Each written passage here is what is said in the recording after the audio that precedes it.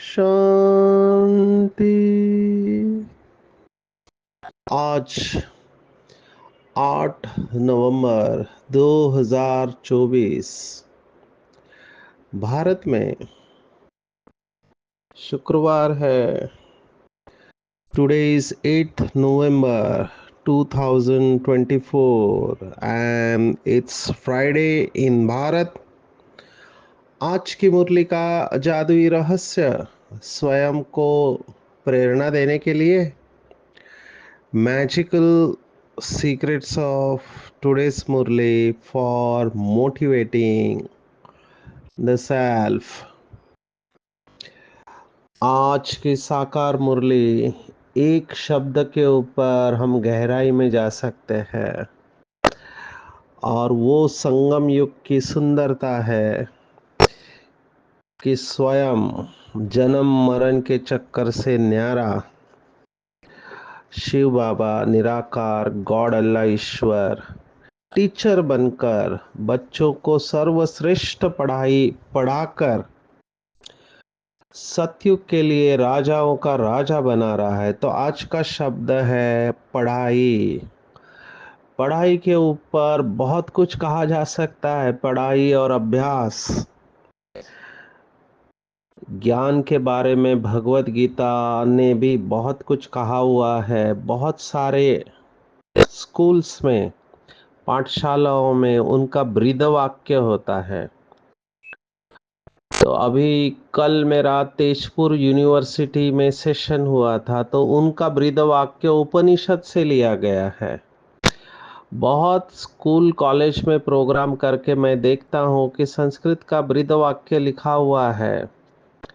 तो श्रीमद् भगवत गीता कहती है ये जो ब्रीद वाक्य है, न ही ज्ञानेन सदृशम पवित्रमिह। तो ज्ञान के जैसी पवित्र चीज कोई है ही नहीं। और वो पवित्र ज्ञान कौन सा ज्ञान है?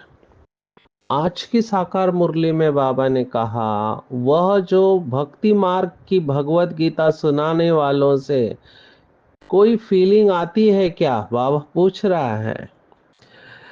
तो जो बाबा के बच्चे हैं, जो देवी देवता धर्म की आत्माएं हैं, उनकी बुद्धि तुरंत पहचान लेगी कि ये मनुष्य की मत है और ये परमात्मा की मत है। पढ़ेंगे लिखेंगे तो बनेंगे नवाब, ये कहावत बाबा कितने बार मुरली में कहता है। मुझे यहाँ की यही बात बहुत अच्छी लगती है। लौकिक में तो कई लोग एग्जाम में पेपर लीक होते हैं या एग्जामिनर अपने फेवर का मार्क्स दे देते हैं लेकिन यहाँ पे ऐसा कुछ नहीं चल सकता, क्योंकि ये सत्यता का मार्ग है। पुरानी दुनिया झूठ की दुनिया है।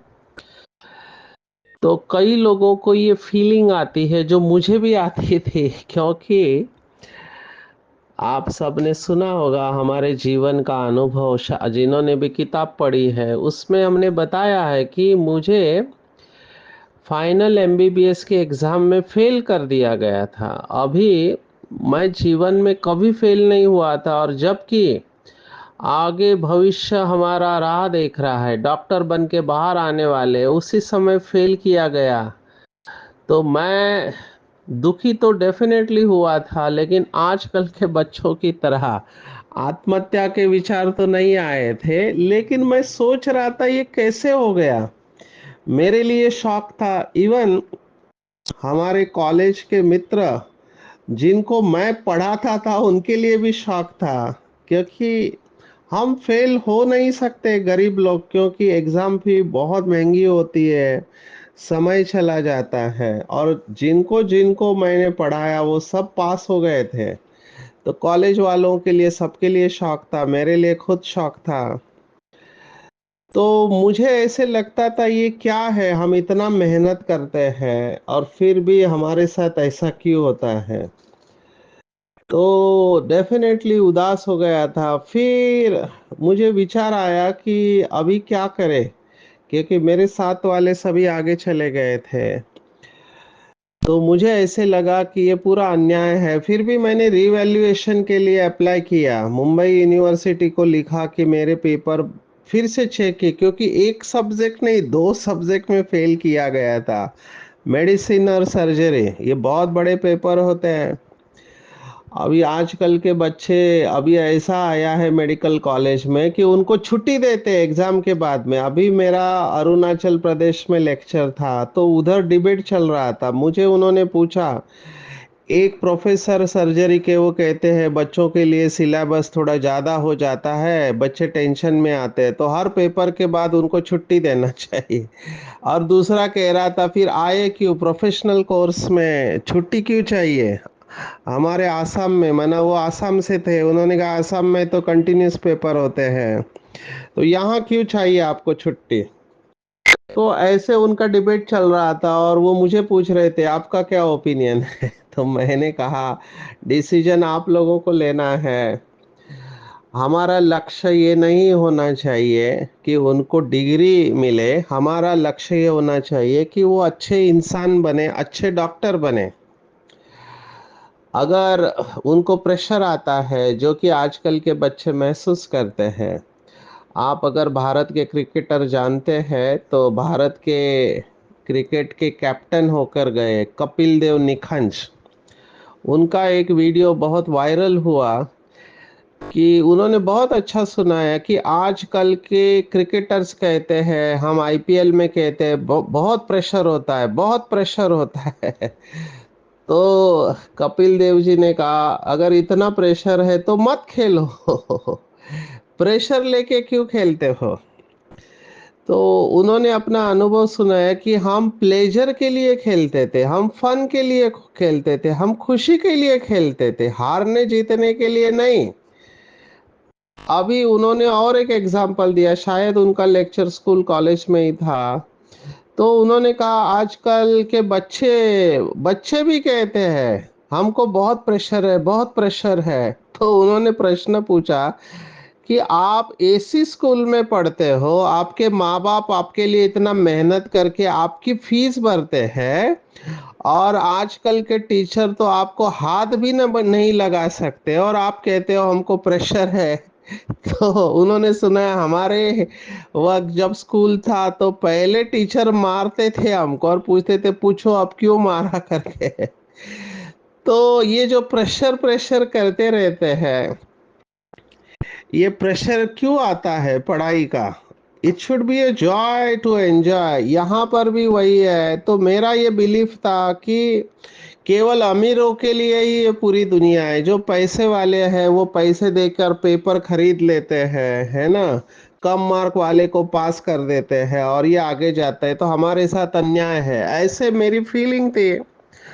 लेकिन जो मेरे साथ आगे हुआ, 5 महीने बाद मेरा रिजल्ट आया और यूनिवर्सिटी मुंबई ने कहा सॉरी आपका पेपर बराबर चेक नहीं हुआ था, आप अच्छे मार्क्स से पास हो, और मुझे वापस पास कर दिया गया। लेकिन मेरी जिंदगी के 6 महीने चले गए एक एग्जामिनर की गलती के वजह से।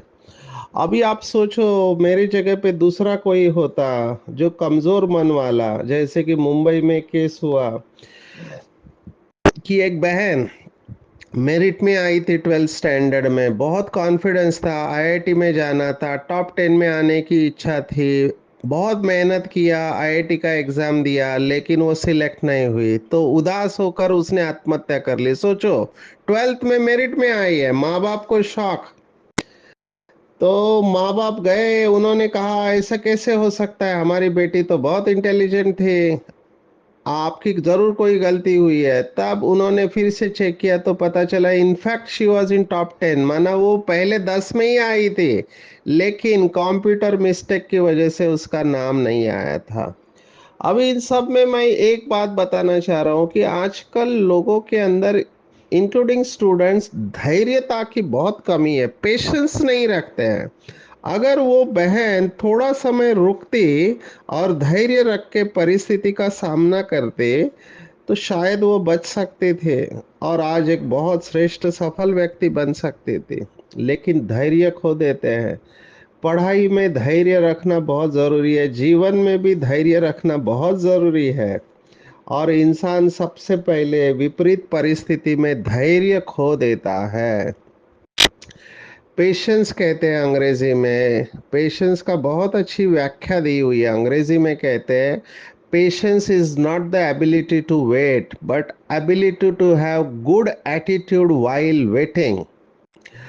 अभी मैं आसाम से दिल्ली पहुंच चुका हूं। आज 7 तारीख को मैं 8 की मुरली रिकॉर्ड कर रहा हूं। आज ड्रामा प्लान अनुसार दिल्ली के जवाहरलाल नेहरू यूनिवर्सिटी में सेशन ले रहा हूँ मैं फैकल्टीज और स्टूडेंट के लिए। सेशन है एडिक्शन एंड स्ट्रेस, इसके ऊपर है। बहुत मज़ा आने वाला है क्योंकि टॉप टीम आने वाली है, इनके फैकल्टीज आने वाले हैं।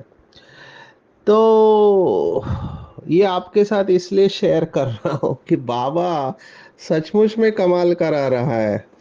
मैं ये स्पष्ट अनुभव करता हूँ कि इस आत्मा में इतनी शक्ति नहीं है जिस तरह से बाबा यूज कर रहा है। लेकिन वो हिंदी में कहावत है, अल्लाह मेहरबान तो गधा पहलवान। मैं गधा तो नहीं समझता हूँ, लेकिन एवरेज है इंटेलिजेंस, ऐसे कोई सुपर इंटेलिजेंस नहीं है।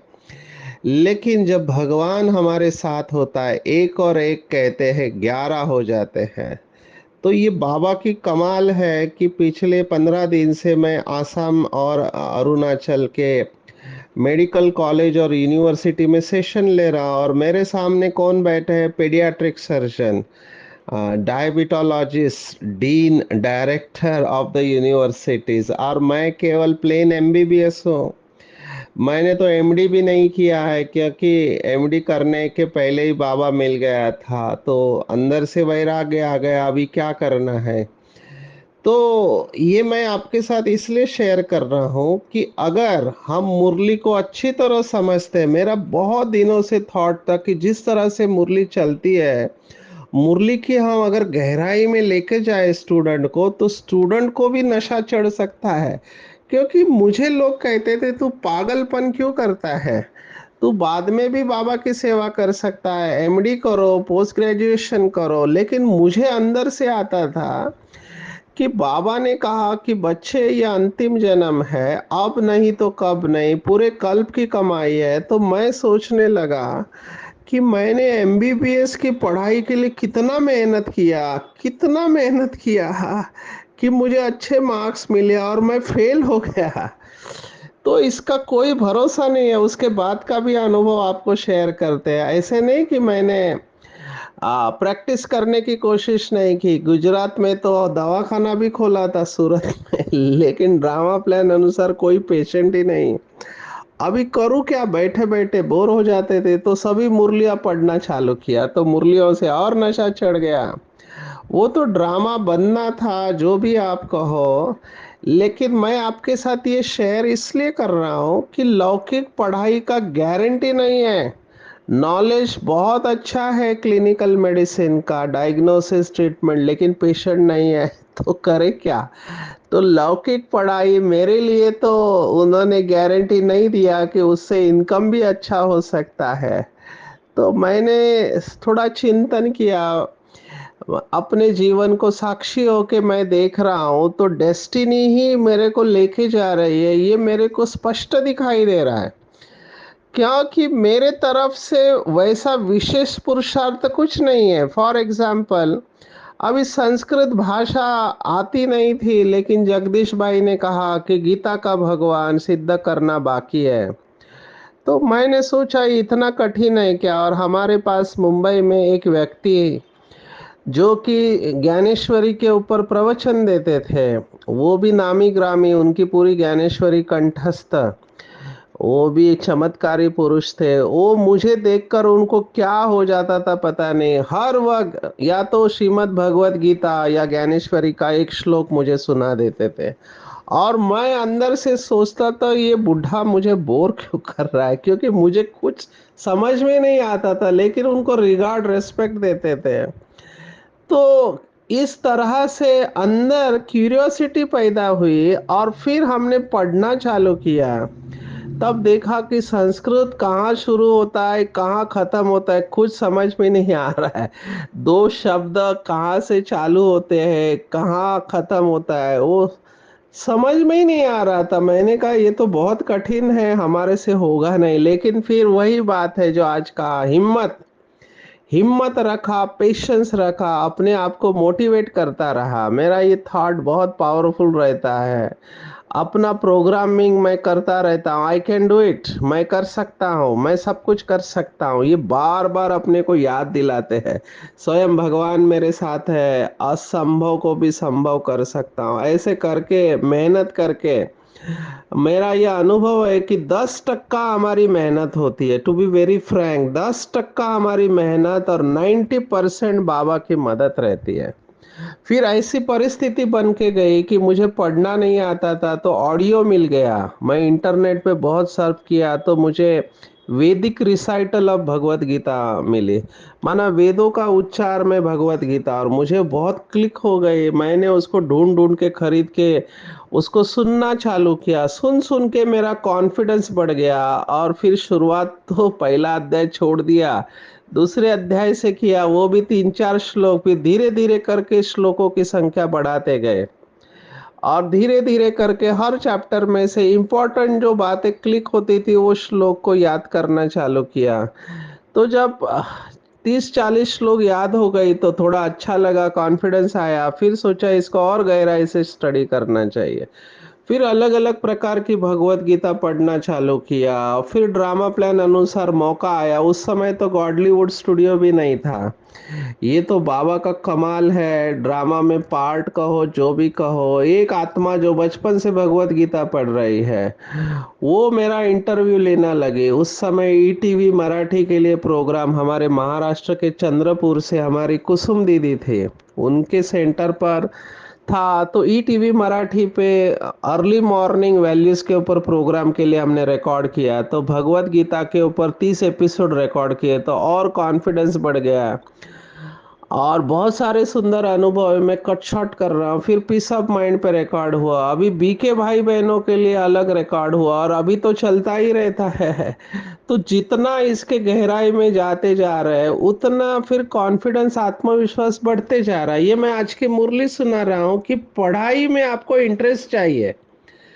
बाबा ने कहा कि ये राजाई के लिए पढ़ाई है ना। अगर हम लौकिक पढ़ाई में इतना मेहनत करते तो इस पढ़ाई में कितना मेहनत करना चाहिए। और ये नई पढ़ाई है तो इसमें हिम्मत नहीं हारना है। आप सोचो, हमारे साउथ के भाई बहने कन्नड़ बोलने वाले या तमिल बोलने वाले, मलयालम, हमारे विदेश के भाई बहने जिनको हिंदी बिल्कुल नहीं आता है, हिंदी आता ही नहीं, फिर भी बाबा की मुरली अभी बहुत अच्छी तरह से समझते हैं, कितनी भाषाओं में ट्रांसलेट होता है। और हमारा भारत का कल्चर फिर भी ठीक है, आप विदेश का कल्चर देखो, अलग ही कल्चर है, उसमें बाबा के बच्चे बन रहे हैं। अभी मैं गया था अरुणाचल प्रदेश, उनका खाना पीना इतना गंदा है। वहां पे एक प्राणी मिलता है जिसको मिथुन बोलते हैं, मिथुन नाम की राशि है। तो वो एक बैल की तरह प्राणी होता है, उसका चेहरा ही अलग होता है, वो वहाँ का राष्ट्रीय प्राणी है, उसको मार के खाते हैं। कोई भी मर गया तो मिथुन का मांस काट के खाएंगे, उसका कीमत 1 लाख रुपया है। आप सोचो ऐसा कल्चर, ये लोग सब उल्टा सुल्टा खाने वाले, वो भी बाबा के बच्चे बन गए जिनको बोलना नहीं आता है हिंदी। तो ये क्या है? तो इसको समझना है कि बाबा का बच्चा जो है वो दुनिया में कहाँ पर भी हो, अगर उसने बाबा को पहचान लिया और उसकी लगन है तो वो नंबर ले सकते हैं। हमारे कितनी माताएं और भाइयों को मैं जानता हूँ जिनको लिखना नहीं आता था, लेकिन क्लास में देखते हैं सभी भाई बहनें लिखते हैं, तो उन्होंने जैसे का वैसा लिखना चालू किया और अभी वो पूरी मुरली लिख लेते हैं। तो ये कैसे होता है? ये लगन से होता है। तो हमको पढ़ाई की लगन चाहिए। मैं इसके आगे जाता हूँ, और इस पढ़ाई में बॉक्सिंग है। बाबा ने कहा माया की बॉक्सिंग में बुद्धि को बड़ी कड़ी चोट लग जाती है। अभी जैसे वो बॉक्सिंग में नॉकआउट हो जाता है, माना ऐसा अगर पंच गलती से लग गया तो मृत्यु भी हो सकती है। यहाँ पे वही होता है। बाबा ने कहा माया के साथ बॉक्सिंग होती है, और माया अच्छे अच्छे महारथियों को खत्म कर देती है। तो हमको पढ़ाई के ऊपर बहुत अच्छी तरह से ध्यान देना चाहिए। मैं पढ़ाई को जो मैंने समझा आपके सामने, दादी हमारी कहती है कि मैं कौन, मेरा कौन और मुझे क्या करना है, इसमें सभी पढ़ाई आ जाती है। मैं कौन की गहराई में जाएंगे तो आपको सब समझ में आ जाएगा और कुछ ज़रूरत नहीं है। मैंने जो पढ़ाई को समझा है वो ये समझा है कि नंबर वन, सभी बाबा के बच्चे नंबर वार है, हर एक का रोल अलग अलग है, कंपेयर करना नहीं है। डिप्रेशन का कारण है कंपैरिजन। मेरे पास एक वीडियो है अंग्रेजी का, उसमें इतना अच्छा उन्होंने बताया कि कैसे कंपैरिजन से डिप्रेशन आता है। तो डिप्रेशन में जाना ही नहीं चाहिए। अगर आपको पढ़ाई समझ में आ गई है तो हर एक की ड्रामा में ज़रूरत है, कंप्लेंट भी समाप्त हो जाती है। मैं तो यह अनुभव करता हूँ, जितना ज्ञान की गहराई में जा रहा हूँ उतना शांत स्वरूप स्थिति ऑटोमेटिकली आती है, निश्चिंत अवस्था आ जाती है, टेंशन भी समाप्त हो जाता है। केवल मुरली का स्टडी करने से इतना खुशी मेरे को हो रही है, क्योंकि मैं ये हर वक्त अनुभव करता हूँ। हर वक्त जीवन के हर सिचुएशन में बाबा की मुरली का ज्ञान यूज हो सकता है। अभी मैं आपको पेशेंस के ऊपर सुनाया। मैं गुवाहाटी में सुबह 4 बजे से निकला हूँ। ये फ्लाइट पहुंची 8:30 बजे दिल्ली में। अभी दिल्ली में मुझे लेने के लिए यूनिवर्सिटी ने गाड़ी भेजा और वो स्टूडेंट मुझे बोल रहा है, सर मैं पहुंच गया हूँ। मैंने कहा आ जाओ। फिर बोलता है नहीं मैं आ रहा हूँ, अभी इधर ही हूँ, नजदीक हूँ। ऐसे करते करते उसने 15 मिनट गवा दिए। तो पहले का मैं जो था इम्पेशेंट हो जाता था, चिड़चिड़ा। अभी मैंने देखा ये बहुत अच्छा हो रहा है कि ये बोल कुछ रहा है और कर कुछ रहा है। तो मैं उस समय जरा भी इरिटेट नहीं हुआ। मैंने कहा अच्छा ये टाइम मेरा बाबा को याद करने का टाइम है। तो मैंने स्वमान का अभ्यास करना चालू किया। वहां पर जितने लोग खड़े थे, गाड़ियों की राह देख रहे थे टर्मिनल 2 के बाहर, उन सबको सकाश देना चालू किया। अभी ये है पेशेंस, एबिलिटी टू वेट। और पेशेंस के 4 कोट मेरे को बहुत मोटिवेट करते हैं। मेरे ख्याल से रॉबिन शर्मा या ऐसे ऑथर ने लिखे हैं कि patience with self is self confidence, patience with others is tolerance, patience with family is love and patience with God is faith. माना चारों ही में जो पेशेंस है, धैर्य है, उसका अलग अर्थ है। खुद के साथ धैर्य है तो आपको आत्मविश्वास अच्छा रहेगा। परिवार के साथ धैर्य माना स्नेह, दूसरों के साथ धैर्य रखना माना सहन शक्ति को बढ़ाना, और परमात्मा में धैर्य रखना माना अपने निश्चय को और पक्का करना। कितनी अच्छी बातें हैं। तो ये जब ज्ञान की गहराई आती है बिल्कुल फुल स्टॉप लग जाता है। एक कोट मेरा बहुत फेवरेट है जो मैंने बहुत बार मुरली रहस्य में सुना है, the moment you hate others you are already defeated. माना जब आप किसी का तिरस्कार और नॉन एक्सेप्ट करते हो, आप पहले से हार चुके होते हैं। तो मैंने कहा कितनी अच्छी बात है, ये ज्ञान के छोटे छोटे कोट है। मुझे बीइंग अ स्पीकर हमको ये इस्तेमाल करना होता है। आजकल मैं खुशी के ऊपर बोलता हूँ तो मैं कई सारी शायरी इस्तेमाल करता हूँ अपने स्पीच में, और कई सरकास्टिक माना उपरोधिक होती है। अभी मैं एक पढ़ रहा था कि तुम इतना मुस्कुराते हो, कभी कभी खुश भी रहा करो। अभी जो समझने वाला है समझ जाएगा कि हम मुस्कुराते हैं दिखाने के लिए, लेकिन अंदर से हम खुश नहीं होते हैं। तो ये ज्ञान की गहराई में आप सोचो, लौकिक ज्ञान हमको इतना स्टेबल करता है, तो ये अलौकिक ज्ञान हमको कितना स्टेबल करना चाहिए। लेकिन फिर भी बाबा ने आज कहा 10 वर्ष भी पढ़ाया परंतु माया ऐसी जबरदस्त है, देह अहंकार आया और ये फंसा। माया इन्हों को बहुत धोखा देती है, जो पहलवान है उन पर माया की चोट लगती है। तो देखना चाहिए कहीं मैं ईगो में आके अपने को खत्म तो नहीं कर रहा हूँ। आज बाबा ने दिल्ली में हूँ तो दिल्ली की एक महान आत्मा को याद किया, गीता बहन जी है ना। सचमुच में ये ग्रेट सोल है, हम इनसे मिले हैं।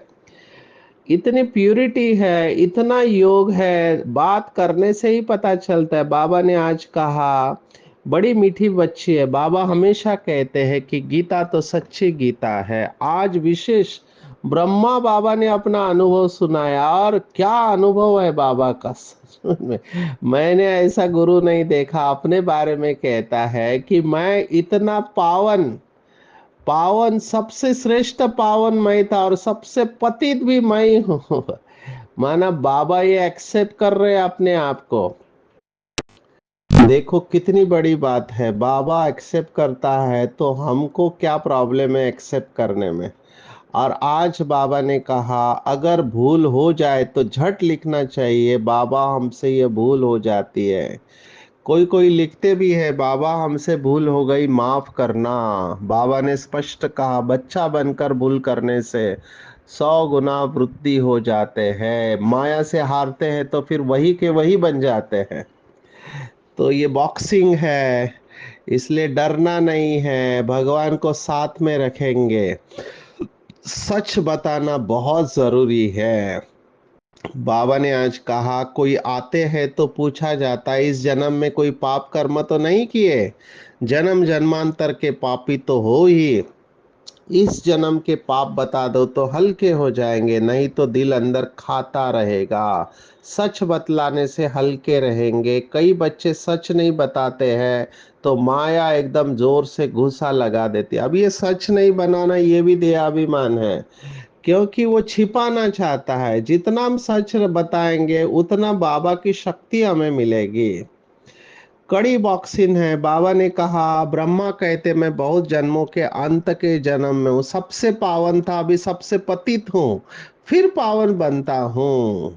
ऐसा तो नहीं कहता हूँ कि मैं महात्मा हूँ। माना ये देखो भगवान, माना ब्रह्मा बाबा स्वयं को स्वीकार कर रहे हैं, हमको भी बाबा को फॉलो करना है, हमको छिपाना नहीं है कुछ भी, है ना। बाबा जानते हैं कौन कांटा है कौन फूल है। हमारा तीर क्यों नहीं लगता, क्योंकि देही अभिमानी नहीं बने, आत्मा अभिमानी। माया की युद्ध से ट्रेटर बन जाते हैं। बाबा ने कहा हमको रावण के ऊपर विजय प्राप्त करनी है, ना कि रावण जो राम के बच्चे के ऊपर विजय प्राप्त करते हैं तो बीमार पड़ते हैं, तो न यहाँ के रहते न वहाँ के रहते। बाबा ने ये भी कहा कुछ लोग सोचते हैं न पुरानी दुनिया न नई दुनिया, न बाबा के बने न माया के बने, ये बीच में ही रह जाते क्योंकि कंफ्यूज रहते हैं। बाबा ने आज बताया मैं योग कैसे करता हूँ, बाबा से बातें करता हूँ कि बाबा मुझे स्नान कराओ भोजन कराओ, मैं छोटा सा बच्चा हूँ। देखो ब्रह्मा बाबा अपना पुरुषार्थ बता रहा है, ये अलग अलग विधि से ब्रह्मा बाबा पुरुषार्थ करते थे। तो अगर ब्रह्मा बाबा करके नंबर 1 ले सकते हैं तो हम भी ले सकते हैं। तो पाई पैसे की बुद्धि है, बाबा ने कहा, जो कहते हैं कि सब ईश्वर है और फिर स्थापना पालना और विनाश कर देते, ये गुड़ियों की पूजा हो गई। नशे में रहना चाहिए। बाबा ने कहा अगर सदा रूहानी नशा है तो कभी भी मूंझेंगे नहीं, माना कंफ्यूज नहीं होंगे।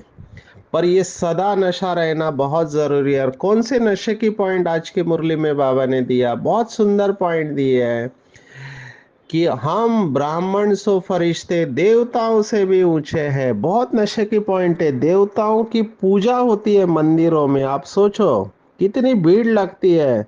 तो ऐसे मंदिर लायक देवता है, उनसे भी हम ऊंचे हैं, कितने नशे की बात है।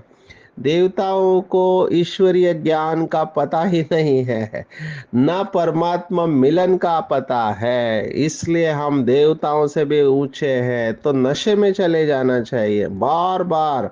जितना ये नशा रहेगा उतना रूहानी मौज का अनुभव होगा।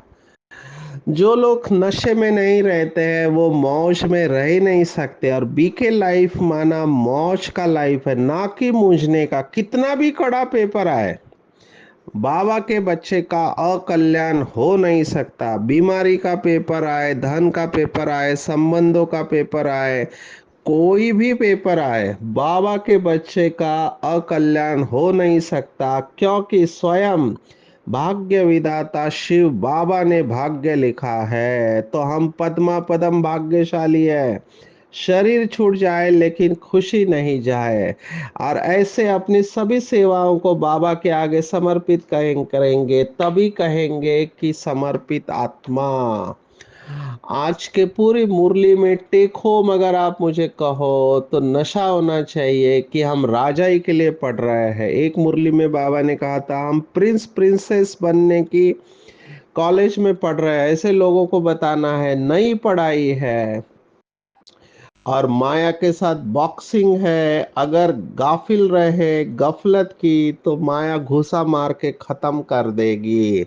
बहुत आज्ञाकारी मीठा होके चलना है, अभिमान नहीं आना चाहिए। अब अहंकार आया तो खत्म हो जाएंगे। अपने में ताकत भरना है वाक्यों में, तो आत्मा अभिमानी बनने का अभ्यास करना चाहिए। और अविनाशी रूहानी नशे में रहना है कि मैं देवताओं से भी श्रेष्ठ ब्राह्मण कुल भूषण आत्मा हूँ।